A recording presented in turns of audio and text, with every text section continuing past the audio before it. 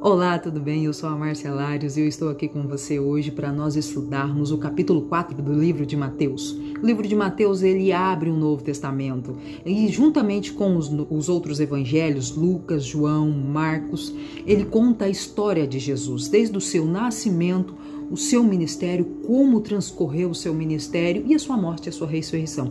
Cada um dos evangelhos ele tem uma forma diferente de descrever sobre essa história, mas essa forma é por quê? É porque cada um deles tem uma profissão diferente, né? Então eles têm uma forma de escrever, mas a história basicamente é a mesma. O capítulo 4, ele fala de duas coisas muito importantes sobre o ministério de Jesus. Primeiramente, sobre a tentação que Jesus sofreu por Satanás no deserto. E segundo, que é o início, ele conta sobre o início, a trajetória de como começou o ministério de Jesus. Mas antes da gente se aprofundar nesse capítulo, eu convido você que, se caso ainda não assistiu o primeiro, o segundo e o terceiro capítulo, as minhas amadas irmãs Aline, Adriana e Tininha fizeram com tanto carinho. Dá uma pausa nesse vídeo, dá uma maratonada lá e volta para cá para nós continuarmos o nosso estudo. No capítulo 4, do versículo 1 ao 11, ele conta sobre a forma com que Jesus ele foi tentado por Satanás no deserto. No final do capítulo 3, Jesus foi batizado por João Batista. Quem era João Batista? Era um primo segundo de Jesus. Quando o anjo chegou para a mãe de Jesus, Maria, e disse que ela estaria grávida do Senhor e do Salvador, ele disse também que a sua prima Isabel também estaria grávida, e Isabel era estéril. Então foi um milagre. João Batista foi o profeta que anunciou a vinda do Messias. Então João Batista ele preparava as pessoas para se arrepender quando o Messias viesse e continuasse o ministério.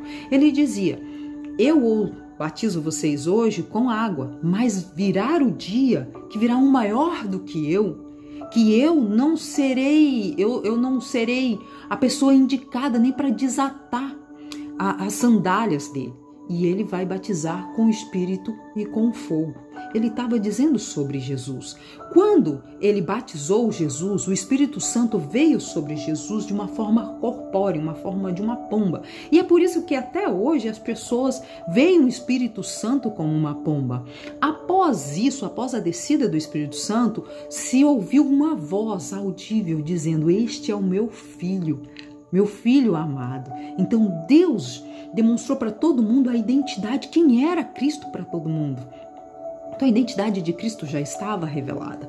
No capítulo 4, do versículo 1 ao 11, conta a respeito da tentação de Jesus. Após ele ser batizado, o Espírito Santo ter descido, Deus ter revelado a identidade dele para todas as pessoas ali, ele é levado para o deserto pelo Espírito Santo. Ele é levado ao deserto, ali ele passa um período de jejum, 40 dias e 40 noites de jejum e oração. Após esse período, Satanás chega e tenta ele 3 vezes. Primeiro, Satanás diz assim, manda que as pedras transformem em pão. Então ele tenta na comida. Jesus já tinha um tempo que estava sem comer, então ele tenta naquilo que ele estava visível, ele estava vendo que Jesus estava desgastado. Jesus responde: está escrito, nem só de pão viverá o homem, mas de toda a palavra que procede da boca de Deus. Satanás não fica contente, ele tenta Jesus de novo, ele leva Jesus para a cidade santa, para Jerusalém, do lugar mais alto da igreja da cidade, do templo da cidade. E ali ele diz: joga-te daqui. E ele dará ordem aos anjos a seu respeito, e com as mãos o segurarão, para que você não tropece em nenhuma pedra. Ou seja, se joga que Deus vai te acuar. Ele não é teu pai? Ele vai te acuar. Jesus responde: também está escrito, não ponha à prova o Senhor, o seu Deus. Ele tentou novamente. Ele pegou Jesus, levou para um monte muito alto, onde ele mostrou todos os reinos e disse: se você me adorar, eu te dou tudo isso aqui. Aí Jesus pôs um basta. Retira-se, Satanás, pois está escrito: adore o Senhor, o seu Deus, e só a ele preste culto. E daí ele saiu da presença. No versículo 12 até o versículo 17, fala sobre como Jesus começou a pregar. Aqui fala sobre o ministério de Jesus. Então João Batista já estava no final do seu ministério, né? No capítulo 12 diz: quando Jesus ouviu que João Batista tinha sido preso, voltou para Galileia. Galileia, perto de Nazaré, Cafarnaum, era uma região onde tinha muitos gentios. Tinha muitas pessoas, assim, eles estavam muito misturados ali. Então, a frieza espiritual ali é muito grande. E tinha uma profecia no livro de Isaías que dizia: terra de Zebulon e terra de Naftali, caminho do mar além do Jordão, Galileia dos gentios. O povo que vivia nas trevas viu a grande luz. Sobre os que viviam na terra da sombra da morte, raiou uma luz. Então, Jesus começou ali seu ministério. Do versículo 18 ao 21, ele fala sobre a chamada de Jesus aos primeiros discípulos. Então Jesus, ele foi à beira do mar da Galileia e viu 2 irmãos, Simão, também chamado de Pedro, e seu irmão André. Depois, mais adiante, ele viu outros 2 irmãos, Tiago, filho de Zebedeu, e João, seu irmão. Simão, também chamado de Pedro, e André, ele disse assim, eles estavam lançando redes, pois eram os pescadores. E Jesus disse: sigam-me, e eu os farei pescador de homens. Tanto Tiago quanto João também deixaram tudo, assim como Simão, Pedro e o seu irmão, deixaram tudo e seguiram Jesus. Eles nem olharam para trás. Eles seguiram o mestre. Eles sabiam que o maior seminário estavam para começar. E aqui Jesus tinha 30 anos. A gente já sabe a história, sabe que esse período foi de 3 anos, foi o maior seminário vivo. E eles puderam estar juntos.